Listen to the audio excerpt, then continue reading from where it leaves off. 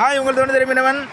இன்றைக்கி என்னென்னா நம்ம கடல்லே ஒரு மொசக்கொட்டான்னு ஒரு பூச்சி இருக்கும், மயிர் பூச்சின்னு சொல்லுவோம். அது எப்படி இருக்கான் பாருங்கள். ஆள் சும்மா சில்லுன்னு இருக்கு பாருங்க, முடி முள் எப்படி இருக்குன்னு.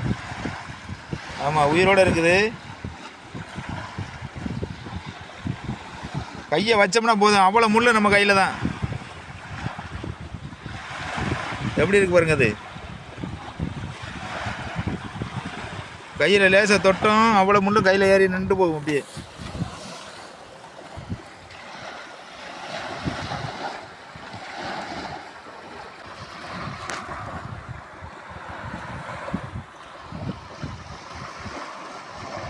கடல் மொசக்கொட்டம் பார்த்துருக்கீங்களா?